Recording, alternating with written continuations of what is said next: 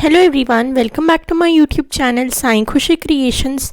आज के वीडियो में मैं आप सभी को ये दिखाऊंगी कि आप मोली, जिसे कलावा भी बोलते हैं और रक्षा सूत्र भी बोलते हैं, वो अपने हाथ में कैसे बांधें और कब आपको बांधना चाहिए, क्या इम्पोर्टेंस होती है इसकी और कैसे आपको इसे खोलना है।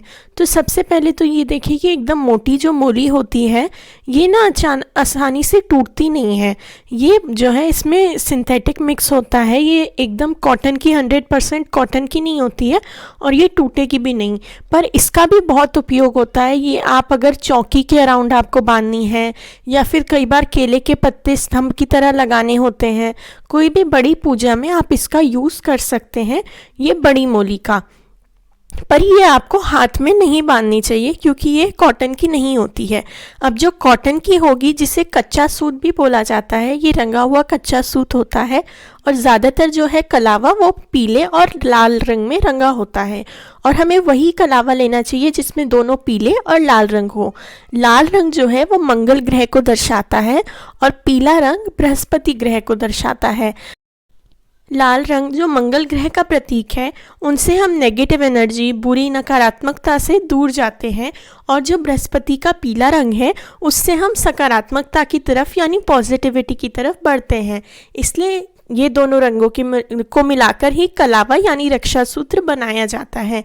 अब ये कलावा आपको कितना लंबा लेना है, तो कलावा जो है ऐसे टूट जाए सबसे पहले तो आसानी से ऐसा लेना होता है और इसे 3 बार बांधना होता है।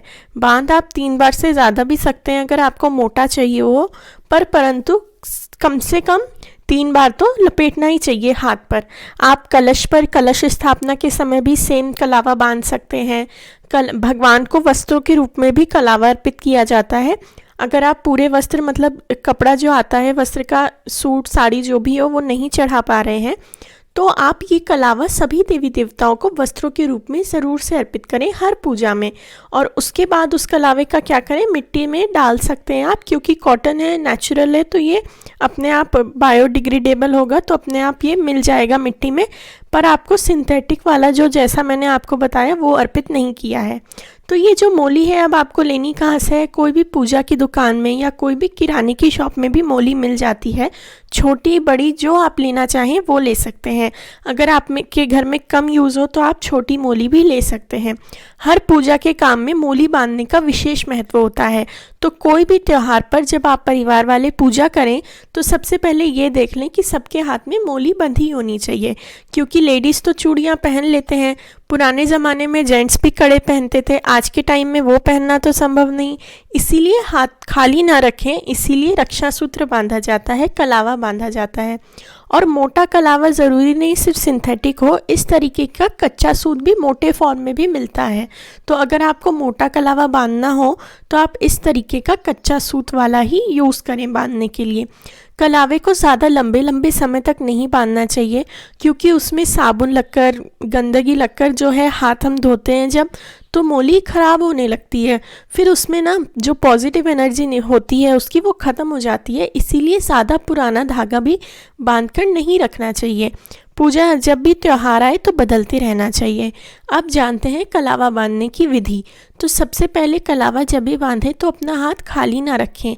जैसे राखी पर भी हाथ में नारियल रखा जाता है, तो हाथ में या तो नारियल पकड़ें, श्रीफल पकड़ें, या फिर आप थोड़े से चावल रखें। 1-2 दाने चावल के भी काफ़ी हैं, वो रख कर ही आपको मोली बांधनी चाहिए। खाली हाथ मोली नहीं बांधनी चाहिए। अब कौन से हाथ में मोली बांधें? जेंट्स को और कुंवारी कन्याओं को अपने सीधे हाथ में यानी राइट हैंड में मोली बांधनी चाहिए, और जितनी भी शादीशुदा महिलाएं हैं उन्हें अपने उल्टे हाथ में यानी कि लेफ्ट हैंड में मोली बांधनी चाहिए। तो मोली बांधते वक्त बीच में आप एक उंगली लगा लें ताकि एकदम टाइट मोली ना हो। एकदम टाइट मोली बिल्कुल नहीं बांधनी चाहिए, क्योंकि उससे ब्लड सर्कुलेशन रुक जाता है, खून बंध जाता है। इसीलिए आपको टाइट मोली नहीं बांधनी और ज़्यादा ढीली भी नहीं, ताकि वो नीचे ही गिरती रहे। तो आपको बीच में एक उंगली रखकर मोली बांधनी है, उसमें 2 गांठ लगाएं। और इसके बाद कुछ अगर ज़्यादा हो तो वैसे तो आपका कॉटन का कलावा है तो आसानी से टूट जाएगा हाथ से ही, वरना आप जो है कैंची से भी काट सकते हैं। तो इस तरीके से आपको कलावा बांधना है। और बाद में जो हाथ के चावल होंगे उन्हें आप पौधों में डाल सकते हैं। जब ये कलावा आप खोलेंगे तो खोलने के बाद इस कलावे को आप किसी भी पेड़ की मिट्टी में डाल सकते हैं। घर में तुलसी होगी तो उस मिट्टी में भी आप डाल सकते हैं। इस तरीके से आपको अपने हाथ में कलावा बांध लेना है। दिवाली, होली, रक्षाबंधन, नवरात्रि, किसी भी त्यौहार के टाइम कलावा ज़रूर से बांधना चाहिए। अगर कोई भी पूजा हो रही हो तो भी पुराना कलावा उतार कर नया कलावा पहनना चाहिए। आप हफ्ते में किसी भी दिन कलावा पहन सकते हैं और इस तरीके से आपको कलावा जो है बांधना चाहिए। खुद से कलावा नहीं बांधते हैं, खुद से अपने हाथ में कलावा बांधना अच्छा नहीं माना जाता, इसलिए आपको किसी और से ही अपने हाथ में कलावा बंधवाना चाहिए। तो ये मैंने आपको बताया। कलावा जो है ख़रीदने का भी मैंने आपको तरीका बता दिया। जो आपके हाथ से आसानी से टूटे वही कलावा आपको ख़रीदना होता है। और नवरात्रि के टाइम, दिवाली के टाइम और होली के टाइम तो आसानी से मार्केट में जो है बहुत सारे बड़े छोटे हर साइज़ के कलावा मिलते हैं, तो आप उस टाइम भी ख़रीद के रख सकते हैं। तो इस तरीके से आपको जो है अपने हाथ में कलावा बांधना है और अपने परिवारजनों के हाथ में भी कलावा बांधना है। और सिर्फ हाथ में ही नहीं, अपनी कलश स्थापना के वक्त कलश के कंठ में भी ज़रूर से कलावा बांधें। अपने पाटे के आसपास कलावा बांधें। कोई भी पूजा पाठ में भगवान को भी कलावा ज़रूर से अर्पित करें। तो अगर आपको ये वीडियो अच्छा लगा हो तो वीडियो को लाइक करें, मेरे चैनल को ज़रूर से सब्सक्राइब करें। साथ ही साथ अगर कोई भी और क्वेश्चन हो तो आप मुझसे कमेंट बॉक्स में पूछ सकते हैं।